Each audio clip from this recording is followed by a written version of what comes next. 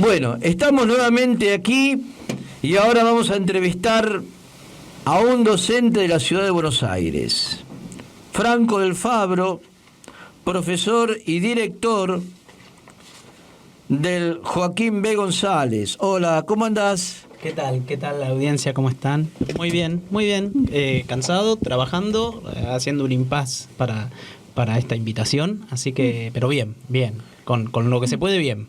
¿Qué tema la docencia en Argentina, no? Y sobre todo en la ciudad de Buenos Aires, ¿no? Es un tema. Venimos de una serie de sucesos desafortunados en términos de reconocimiento del rol docente desde hace muchos años, que se profundiza, que vemos cómo se profundiza cada vez más. Una pequeñísima corrección: en la presentación me presentaste como director del Joaquín B. González, soy el director del Departamento de Geografía. Del Departamento de Geografía. Perdón. No, está bien. Yo para no sumarme títulos que no tengo. Hay gente que lo ha hecho y no está bien. Perfecto. No, simplemente eso. Entiendo que fue por decirlo rápido nada más, pero para que quede claro. No, sí, te decía, estamos transitando momentos muy, muy complejos.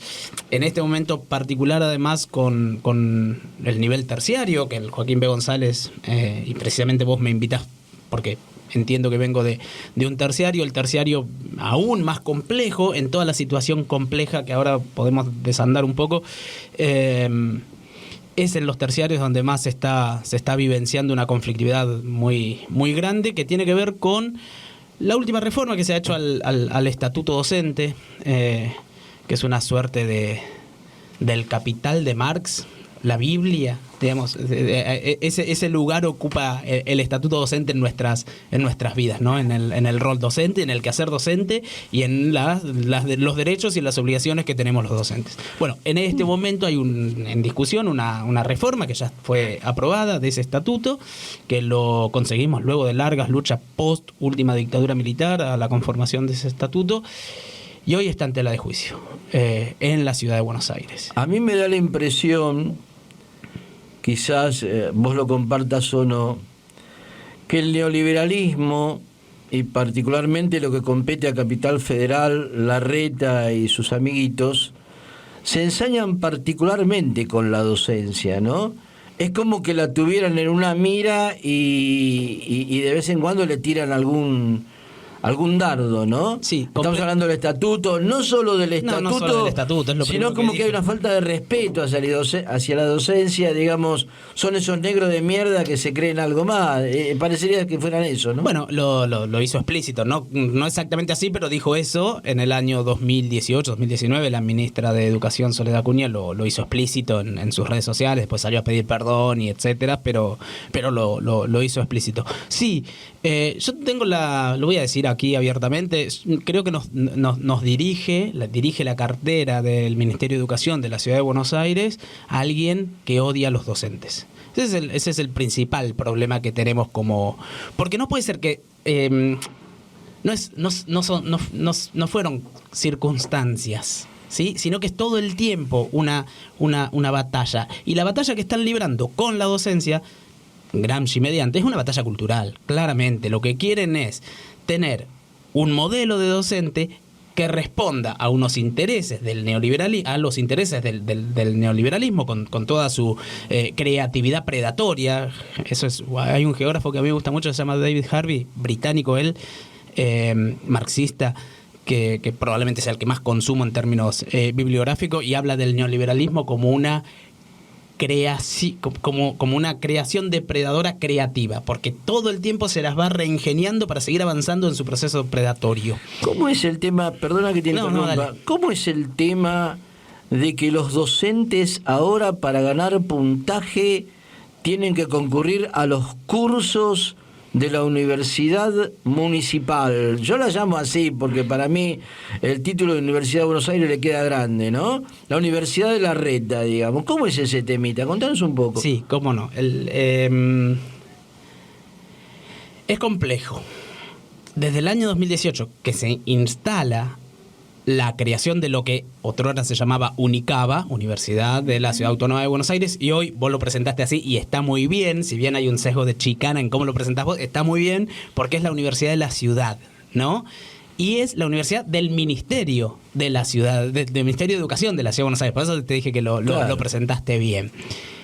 Esa universidad está creada, está en funcionamiento y está con cursos que son o carreras paralelas a la formación docente histórica de la cual yo formo parte y por eso me has convocado. De hecho, me acuerdo cuando en el año 2018 íbamos y nos reuníamos y protestábamos y les decíamos que no sé por qué nos iban a crear una universidad paralela y su excusa era que en la universidad iban a poder mejorar y fortalecer la calidad docente, aduciendo que la calidad docente es mejor en el nivel universitario que en el nivel terciario, y yo no estoy tan seguro, no sé en qué estudio se basan para decirlo, como tampoco sé en qué estudios se basan para decir que el lenguaje inclusivo empeora los aprendizajes. Digo, no hay estudios científicos de fondo que sostengan estas teorías, pero más allá de eso... La Inquisición odia la ciencia, no sé si estudiaste eso. Está muy bien, sí. No, digo que esta reforma del estatuto... tiene como condimento el crecimiento docente. Ellos lo llaman carrera docente horizontal, que uno puede ir perfeccionándose en la medida en que esté en las aulas con los cursos que se nos proponen. Los cursos que se nos proponen, como vos bien decías, o bien los tenemos que ir a hacer a esta universidad de la ciudad, o lo que estamos viendo con mucho temor y con mucha angustia incluso, es que esos cursos son cursos propios de la OCDE, cursos propios de la estandarización educativa a nivel mundial. El neoliberalismo necesita estandarizar. Cursos propios de grupos privados que ofrecen educación en línea, educación a distancia, con videitos, ¿se acuerda? Yo me acuerdo cuando hice por primera vez en la Ciudad de Buenos Aires, porque yo soy del interior, pero la primera vez que hice está mal nombrarlo, pero cuando yo hice el curso de manejo en la Ciudad de Buenos Aires, el curso de manejo online lo daba Fabián Gianola. Bueno, algo así, no se acuerdan, si en un momento dado lo daba, ahora lo censurado, ¿no es cierto? Las denuncias por violencia que ha tenido, sí, no apareció más, pero sí, hasta hace un par de años, él daba los cursos, era él filmado, ¿no es cierto?, explicando cómo se maneja, digamos. Bueno, algo así es lo que empezamos a recibir como videos formativos. No digo que esté Fabián Gianola, pero no sabemos quiénes ni por qué están sentados allí una serie de personas que trabajan de esto y que venden el paquete entero. Lo que nos están haciendo es vender, cuando nos exigen pasar a la virtualidad, es porque ya están convirtiendo al docente en algo que vienen proponiendo desde que yo me ingresé a la docencia en el año 2013. Que ya estaba este gobierno en la ciudad. Claro. Cuando yo me ingresé a la docencia, en el nivel medio, proponían a agentes externos al sistema educativo, formativo, a externos a los docentes, un complejo entramado que denominaban Enseñá por Argentina, EXA, que cualquier persona se podía inscribir para ir a ayudarnos a nosotros los docentes, porque no sabemos hacer las cosas, porque esto es lo que te están diciendo, a que ingrese al aula a colaborar con nosotros. Yo me acuerdo... Vidal. Paralelamente, me acuerdo cuando Menem decía ramal que para, ramal que cierra, y entonces ponía a gente que no era maquinista a manejar los trenes, ¿no? Sí. Y cosas por el estilo. Y también cuando con el tema de la pandemia... Cuando en la primera etapa que los docentes no querían ir a trabajar porque sabían que se iban a morir y al final terminó asesinando 30 docentes, ponía gente que no era docente a darle clase a los chicos, sí, ¿no? Pero ¿te acordás en un paro masivo que hubo en la provincia de Buenos Aires en el 18? Que Vidal llamó a que se anoten aquellos que querían dar clases, sí, para que los chicos... Digo, es la misma lógica. Es la misma lógica. Hay un ejemplo más y que tiene que ver con la reforma del estatuto docente, ¿no? Esto que estás diciendo, porque lo ataron... algo que venimos pidiendo desde el año 2011, porque en la ciudad no hay, a las titularizaciones masivas de docentes, que solamente incorpora a un sector de la docencia. Al terciario, primero que no existimos, no nos toca. Yo soy interino, soy el director del departamento de geografía y soy interino en el departamento, ¿sí? Y mi cargo es interino y mis horas de clase son interinas, y la dirección también lo es. ¿Qué va a suceder? Que si no porque hay un ataque directo hacia el terciario, hacia el sistema formativo, porque quieren otra forma de enseñar. Si no titularizan docentes en el nivel terciario, en algún momento, ramal que para, ramal que cierra, en algún momento nos vamos a quedar sin rectores, porque para ser rector solamente pueden acceder a ese cargo los docentes titulares. Si pasan años sin titularizar, No hay. 1 más 1, dice un amigo mío, cuando algo es tan simple de dilucidar cuál es el proyecto. Haciendo un paralelo desde otro lado con el tema cultural, el programa cultural en barrios, en donde hay docentes de fuste, gente que enseña claro. Muy bien, y otros no tanto, está sujeto a que haya una determinada cantidad de alumnos. Sí. Y ese grupo, porque cuando yo te decía recién la preocupación del terciario es genuina, por supuesto, es mía porque trabajo allí, pero hay un sector amplísimo de la docencia que no se incorpora en estas titularizaciones. Los programas socioeducativos es otro. ¿Sí? Los profesores de ajedrez que van o a las escuelas o a los barrios desde como agentes del Estado, digo, ¿no es cierto? O de música o de incluso en algunos lugares de educación física no estarían regidos por la titularización que anclaron a esta reforma del estatuto docente. Sí. ¿Cuál es el sueldo básico de un docente en Cava? En este momento estamos en torno a, te puedo hablar de horas cátedras, en torno a los 3.200, 3.500 la hora cátedra. ¿Qué implica la hora cátedra? Semanal, mensual sería, ¿no es cierto? ¿Qué implica? O sea, una hora cátedra son 40 minutos, al mes serían una materia como geografía que tiene 3 horas por semana nada más, ¿sí? 3 por 4 serían 12 horas cátedras al mes, en total 3.200 pesos. Digo, para que hagamos un poco la cuenta, cuando ni bien inicias, ¿sí? Yo por antigüedad y por algunos cursos, etc., te cobro un poco más y además por ser... ¿3.200 pesos por 12 horas de trabajo? Sí. 12 horas cátedra. 12 horas cátedras al mes, no al día, ¿eh? Sí. Entonces uno tiene que acumular una cantidad de horas X para poder tener un salario más o menos digno que está en torno, te lo voy a decir así rápidamente, a las 36 horas, 38 horas por semana. ¿Sí? 38 horas por semana uno tiene que trabajar para tener un sueldo de 80, 90 mil pesos, que está ahí de la canasta básica familiar, ¿no es cierto? Y todos sabemos que la hora cátedra no es solamente la hora cátedra, sino que vos tenés que estudiar para dar la hora cátedra. Vos tenés que preparar la clase. Tenés que preparar la clase. Eso no te lo pagan. No, eso no. Primero tenés que planificar en enero, febrero. Tenés que preparar las clases. Clase a clase uno va preparando materiales. Sí. Porque también depende del grupo que uno tiene enfrente, ¿no es cierto? Que prepara una diversidad de materiales. Lo cual incluye un costo también, ¿no? Por supuesto. Porque hay cosas que las tenés que comprar... Y es insumo temporal enorme, ¿sí? Preparar un trabajo práctico, una evaluación, corregir el trabajo práctico, los domingos dejan de existir para la mayoría de los docentes. Y te hablo de la escuela media o del sistema superior, donde todavía es más, uno puede tener más gimnasia. En primaria o en jardín de infantes, donde las docentes y los docentes están todo el día o todos los días a doble turno, ¿sí? Están apenas por encima de los 70 mil pesos por mes.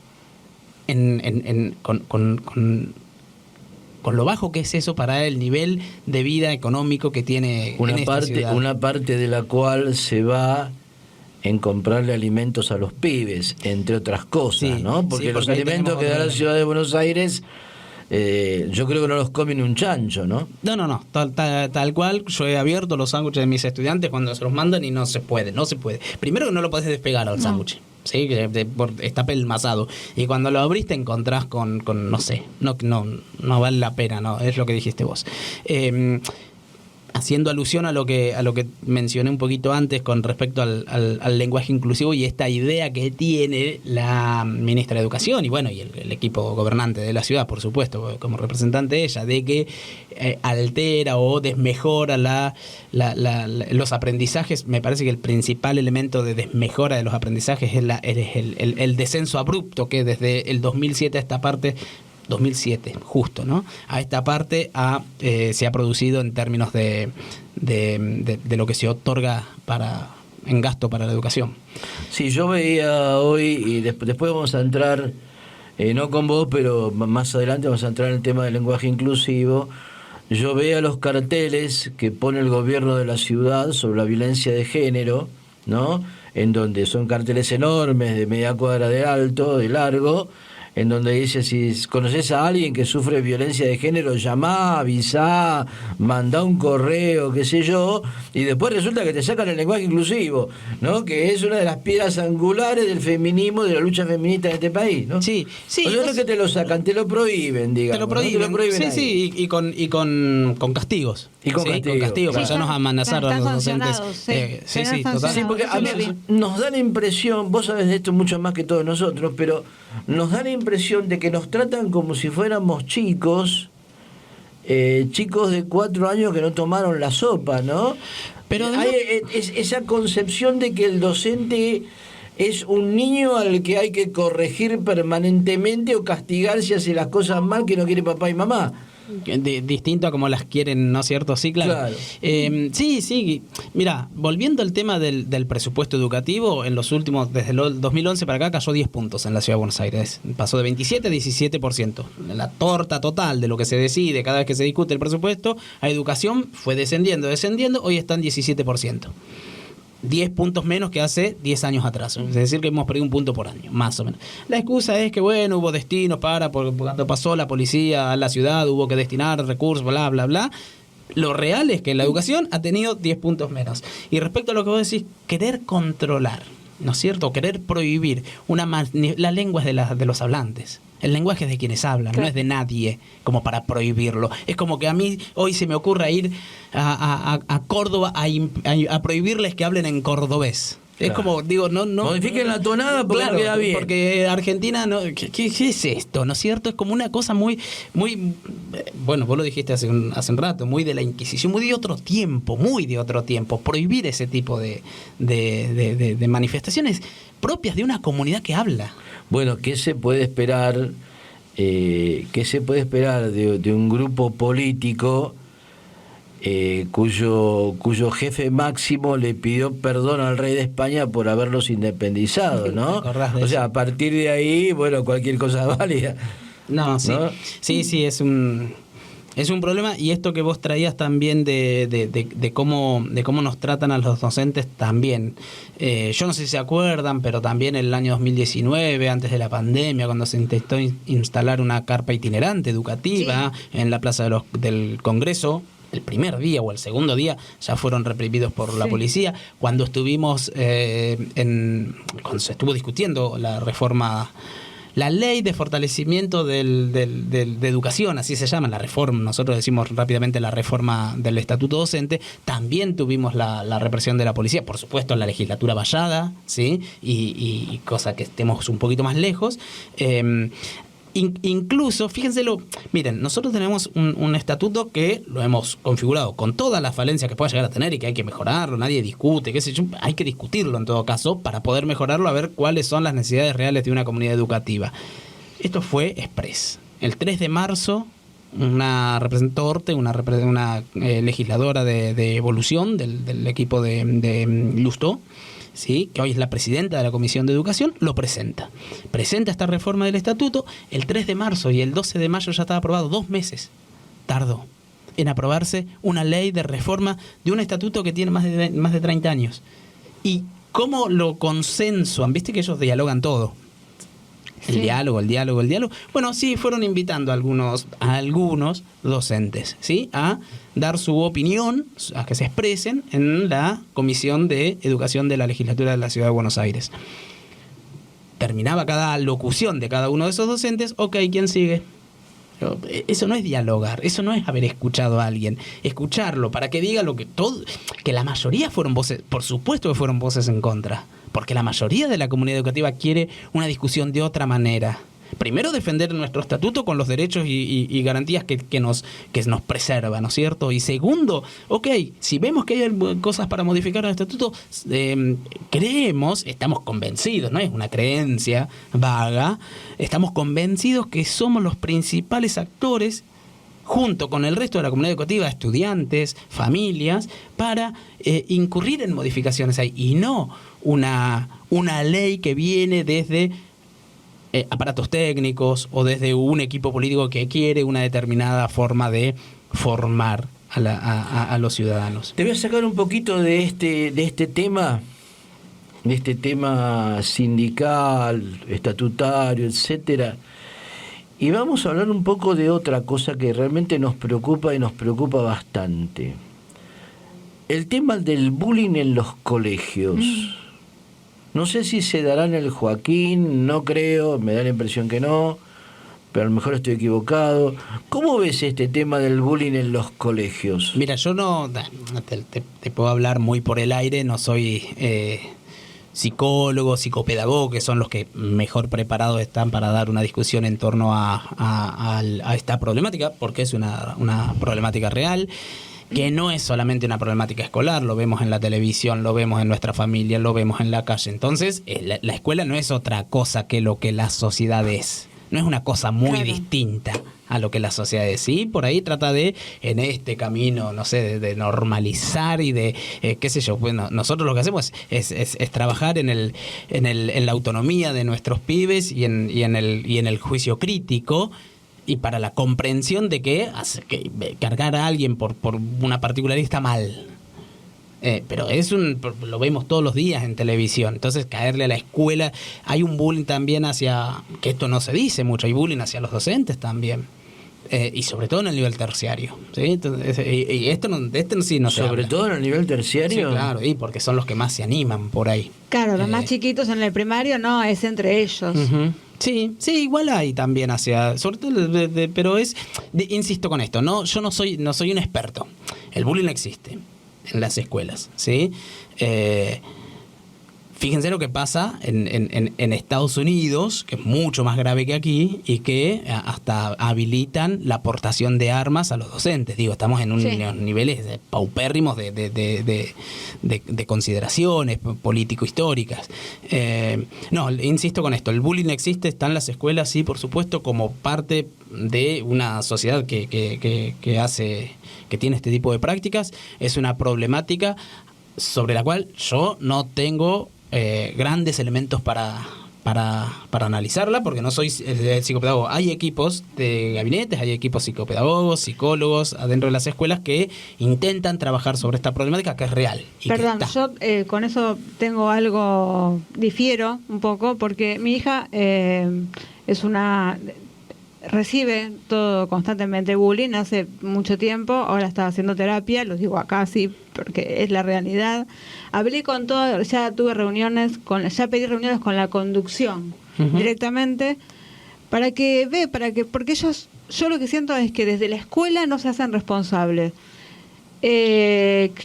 Considero que los maestros, que todos los docentes, que la directora debería ver de qué manera poder abordar la problemática, claro. con los padres, con las familias, porque si un niño que hace bullying, seguramente en la casa también recibe lo mismo.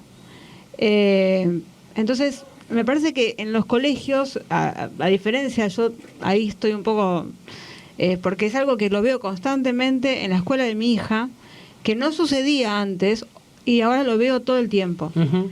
Y la verdad es que es un tema muy grave. Es muy grave porque aparte sucede en un momento de la formación del carácter, ¿no es cierto?, de la personalidad, y que entonces, claro, que trastoca cualquier representación, cualquier proyección de ese niño o niña al que se le hace bullying en la escuela. Sí que existe, pero no lo estoy negando. Bueno, esto lo que digo es que recuerdo, por ejemplo, el ESI. O sea, las clases de ESI desaparecieron completamente. Antes de la pandemia era una cosa, era todos los meses, y ahora nada. Hay como se reúnen y le llaman convivencia, sí, y hablan entre ellos, pero no sucede nada. Sí, mirá, hemos logrado, es cierto lo que decís, y sobre todo no sé si tu niña va a la ciudad de Buenos Aires, sí, desconozco, pero sí que es ante una conducción gubernamental que tiene esta posición, por ejemplo, con el lenguaje inclusivo, imagínate lo difícil que es para las escuelas y para la docencia sostener la educación sexual integral, por varios motivos. Uno es que muchas veces a muchos de nosotros nos falta formación en educación sexual integral, y nadie puede garantizar un derecho. La educación sexual integral es un derecho, claro, una ley, ¿sí? Nadie que no conozca la ley puede garantizarla. Y ahí hay un mea culpa hacia la docencia. Los docentes nos tenemos que formar en educación sexual integral, porque si no, no podemos. Nos tenemos que formar en en la ley de educación ambiental, nos tenemos que formar en la ley de educación de género, la ley de diversidad de género. Nos tenemos que formar, porque si no, no podemos garantizar el derecho a ser a construir esta configuración de alumnos plenos, de derechos, ciudadanos críticos, ciudadanos con derechos, ¿sí? Y la concepción que es la incorporación de esto. Entonces, esto no te lo enseñan en la Universidad de Buenos Aires, ¿no? Los planes están. En los planes están. Sí. Nosotros en el Joaquín B. González, en el 5º año de la carrera, tenemos, y en todas las carreras, no es que pasa en geografía, en todas las carreras de nivel terciario de la Ciudad de Buenos Aires, hay una materia que se llama educación sexual integral. Para todos los docentes cualquiera que hoy esté transitando la formación docente en la Ciudad de Buenos Aires, tiene porque la ley lo obliga, una materia que se llama educación sexual integral. Lo que tiene que suceder es que no puede quedar en la aprobación de un seminario, de un taller o de una materia. No, claro. Lo que tiene que suceder es los aprendizajes propios para poder transversalizarla. Porque yo de geografía tengo que poder ofrecer una educación sexual integral. Si la ley de educación sexual integral va a estar solamente llevada adelante en esas jornadas de 3 veces al año o 4, y no hay formación docente donde esto se aplique continuamente, bueno, ahí algo está fallando. Y ahí sí que el gobierno de la ciudad no está haciendo nada para garantizarnos también a nosotros los docentes esa formación, más allá del logro que hemos conseguido con la reforma de nuestros planes de estudio 2015, 2016, que encima son hoy muy atacados también por el gobierno de la ciudad. En su momento los aprobó, ahora los ataca. Nada, cosas que hace el gobierno. Ahora, sí, perdona que te interrumpa, no, por favor. pero a mí se me ocurre, hay una idea que me da vuelta en la cabeza desde hace mucho tiempo, y es la impresión de que Buenos Aires es un feudo, en donde hay un señor feudal que vive en un castillo y que decide si los campesinos siembran lo que siembran, si la gente come o no come, si se educa o no se educa, si vive o no vive, ¿no? ¿Qué opinión te merece a vos o qué opinión les merece a ustedes lo que debería ser la inclusión del Ministerio de Educación a nivel nacional? Porque da la impresión, ¿viste? Como con el tema de la seguridad, ¿no? Como cuando Aníbal Fernández decía, y yo no le puedo ir a preguntar al ministro de Seguridad de la provincia qué es lo que hace. Vos siempre vos sos el ministro de Seguridad de la Nación, si no puede, vos ¿quién puede? Sí, ¿Qué pasa con la educación a nivel nacional? La pandemia puso un poco muy para arriba todo esto que vos estás planteando, y sobre todo en los niveles educativos. Vos fíjate que con esta reforma del estatuto, vuelvo al tema porque es central y porque es el eje de discusión también en este momento en la docencia. Esto de el crecimiento, el ascenso horizontal con estos cursos medio hasta meritocráticos, ¿no es cierto? Con estos cursos que ofrece la Universidad de la Ciudad o que ofrecen algunos entes privados, TICMAS, por ejemplo, ¿no es cierto? Para ganar más dinero, ¿sí? Y que propios del neoliberalismo hacen que la educación esté en esa disyuntiva que vos estás poniendo, ¿no es cierto? ¿Por qué? Porque a partir de una ley que establece la legislatura, se está diciendo quiénes van a ganar más y quiénes van a ganar menos. Y esto es una discusión de la paritaria nacional docente. Nosotros lo que queremos es que ese tipo de discusiones de cómo vamos a ganar, cuánto vamos a ganar, cuánto nos van a pagar, en virtud de que sea en la paritaria. No puede, pero de ninguna jurisdicción, el ámbito para la discusión salarial docente puede ser la legislatura o la Casa de Gobierno. Tiene que ser la paritaria nacional. Y acá hay algo, miren, yo lo pensaba, sin querer dar nombres, pero lo voy a hacer por una cuestión de para que no queden fantasmas, ¿no? Pero cuando empieza la discusión en torno a la vuelta a las escuelas, en agosto del año pasado, la ministra de Educación de la Ciudad de Buenos Aires, que nos guste o no nos guste, terminó encerrando al ministro de Educación de la Nación, a Nicolás Trota, ¿sí? Porque estuvo muy lento en el reacomodo de la cuestión organizativa de la educación, ¿sí? Entonces, y cuando vos le veías hablar, primero que ganó la mediatización, ¿sí? La ganó ampliamente, la ganó. Y yo veía que Trota, a quien respeto en su recorrido, por supuesto, no estaba haciendo todo lo sagaz que tenía que ser en ese momento para imponerse en términos político-culturales, siendo él el responsable de la cartera educativa a nivel nacional.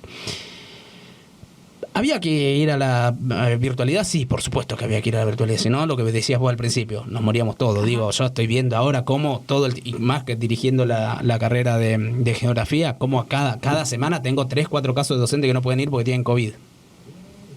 Por suerte tenemos 3-4 vacunas cada uno y la piloteamos y volvemos a la clase a la semana siguiente. Pero en marzo del 2020 esto no existía, claro, y era muy peligroso.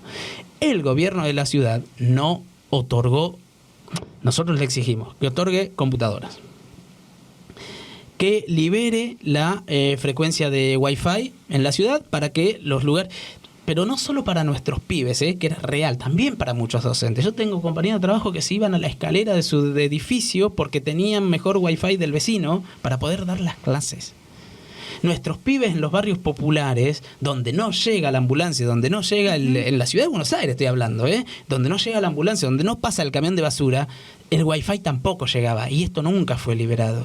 Y hoy estamos tratando de recuperar a toda esa población en un sistema educativo donde sigue habiendo déficit de presupuestario, sigue habiendo déficit en la inscripción, pero no en la inscripción, sino que no hay vacantes para nuestros pibes en nuestras escuelas. En primer año de una de las escuelas públicas, casi que no pienso dar el nombre, pero en un primer año en que trabajo yo, en una de las escuelas públicas en las que trabajo, porque además estar en media de estar en terciario estoy en media también, los cursos son de 16, 17, 18 chicos, cuando históricamente eran de 35, 38, 40. Y este año tenemos esta cantidad de chicos y la excusa porque lo fui a preguntar, ¿qué estaba pasando? ¿Qué pasó acá? Venimos yo hace del 2014 que estoy en esa escuela, todos los años 35, 30 y hoy post pandemia 17. Es que no tenemos espacio. Fue la excusa que me dieron desde la rectoría de esa escuela. Claro. Y el problema de no tener espacio en una institución, aparte de una institución centenaria, histórica, hermosa, ¿sí? El problema de la espacialidad es un problema de infraestructura. Y si el presupuesto educativo baja cada vez más, por supuesto que los problemas de infraestructura van a ir aumentando. 30 docentes aproximadamente, 30 o 31, no tengo la cifra exacta, murieron durante la pandemia porque Larreta y Acuña los obligaron a ir a dar clases. Uh-huh. ¿Qué reflexión te merece eso? Todas aquellas actividades que durante el 2020 y 2021 podían ser virtuales, debían hacerse virtuales. Yo podía enseñar geografía. Hoy yo hago una defensa, primero, hago una defensa de la presencialidad como estrategia educativa, es la más potente de todas. No si eso exige que te enfermes y que te lleve a la muerte. Además, ahí hay un límite que no hay que atravesar. Pero no hubo de parte del gobierno de la ciudad ningún intento para garantizar y que funcione esa virtualidad. Yo puedo dar... yo no puedo, si querés, operar a alguien virtualmente y entonces la Facultad de Medicina debía tener instancias, si querés, de práctica porque son necesarias en términos técnicos, ¿sí? No se puede aprender a operar a alguien mediante YouTube, digo. Ahora, yo enseñar alguna problemática de los, qué sé yo, de la Unión de Trabajadores de la Tierra en la Argentina y cómo compiten con los grandes pools de siembra, sí lo puedo enseñar virtual. Entonces, todas esas actividades tenían y no hubo ninguna respuesta, o fue muy pobre la respuesta del gobierno de la ciudad para garantizar la virtualidad. ¿Pero esto es una cuestión opinable o debería ser así? O sea, los docentes están muertos. Sí, claro. Y podrían no estarlo. Estamos hablando de personas. Sí. No estamos hablando que se rompió una maceta, ¿no? Uh-huh. Totalmente. O sea, ¿no habría una responsabilidad penal ahí? Amplísima, directa, semejante semejante a lo que fue Sandra y Rubén en el 19 Sí, claro. en la escuela de Avellaneda, Claro, en la provincia de eso. Buenos Aires, ¿sí? Cuando hay inoperancia y cuando hay malas decisiones de parte de quienes ordenan, de quienes deberían cuidarnos, empezamos a recibir estos golpes que ya no son golpes, son las muertes de nuestros compañeros. Hay toda una tradición, se está haciendo lamentablemente una tradición en donde lo que se plantea es que todo es materia de opinión y que cualquier cosa es tu opinión o la mía o la de ella, y que en realidad el bien y el mal no existen, lo que está bien y lo que está mal no tampoco existen. Ujú. Y en donde vos podés matar a tu vecino, y si fue un asesinato o no, es cuestión que en realidad la tenemos que discutir. ¿Quién lo opina? Claro, ¿no? Sí. ¿Cómo lo ves eso en la ciudad de Buenos Aires? es algo que se está viendo a nivel mundial, ¿no es cierto? El fenómeno Milei, por ponerle un nombre, tiene que ver con esto que estás diciendo, ¿sí? De cómo accede a las grandes pancartas de televisión o de propaganda política, una personalidad que en el fondo dice esto: yo soy libre de hacer lo que quiera. Claro. Y entonces soy libre de opinar lo que quiera. La libertad sin límite alguno, digamos. Claro, pero además, como si la libertad de expresión fuese efectivamente decir lo que uno se le antoja. Se me cruzó decir esto por la vez y lo digo. Y es mucho más difícil la libertad de expresión, porque enfrente con quien me estoy expresando hay otra persona que siente, piensa. Entonces yo no le puedo decir cualquier cosa a ella que tengo acá enfrente. No puedo. Claro, judío de mierda, gorda batata. ¿Entendés? Bueno, y morite, volvemos al bullying, si claro. querés. No sé, Claro. hay pero que y se atajan en esto, ¿no? Es mi opinión y vos no me podés cercenar la opinión. No te estoy cercenando la opinión, te estoy diciendo que tenemos que discutir en virtud de poder pensar como colectivo, no como individuos que vamos a estar chocando todo el tiempo. Ahora, esa libertad de expresión no se aplica con la prohibición del lenguaje inclusivo. Por ejemplo. Ahí no, ahí estamos en la otra punta. Por ejemplo. ¿No? Ujú, Ahí ya no somos libertarios, no somos partidarios de... No, ahí sancionamos. de cada ahí no, ahí sancionamos, somos rígidos, esto es así, de ninguna otra manera. Sí, por eso no. Yo insisto con que hay una corrimiento a nivel mundial en ese aspecto, ¿no es cierto? No es solamente algo que pasa en Argentina, digo, pasa en muchas partes del mundo. Bueno, mira, se nos está yendo el programa. Lamentablemente muy interesante lo que estamos hablando, pero nos tenemos que ir. Como hacemos con todos los invitados, te damos la oportunidad, que no es un regalo, sino algo que realmente es así, de que digas todo aquello que nosotros no te preguntamos, que se nos pasó, todo lo que querés decir, todos los mensajes que querés volcar. Bueno, este es el momento. Mirá, cuando lo hiciste con el entrevistado anterior vía telefónica, me puse a pensar y no se me ocurría nada y me puse a hablar con las chicas ahí en la pecera. No, Con simplemente... La tercera, ¿está bien? Simplemente que sí, que estamos en pie de alerta medio constantemente desde hace mucho tiempo en la ciudad de Buenos Aires por las condiciones socioeconómicas que atraviesa la comunidad educativa en general. Y cuando hablo de la comunidad educativa, quiero que se entienda todo aquello que estamos en la escuela: docentes, estudiantes, niños y niñas, las familias que se acercan a las escuelas. Eso conforma la comunidad educativa.